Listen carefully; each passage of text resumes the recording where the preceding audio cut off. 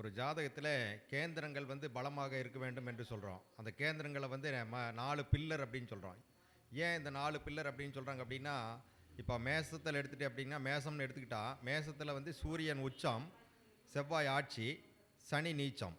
அதே வந்து 4வது இடமான கடகம் எடுத்துட்டிங்கன்னா கடகத்தில் வந்து குரு உச்சம், செவ்வாய் நீச்சம், குரு உச்சம், செவ்வாய் நீச்சம்.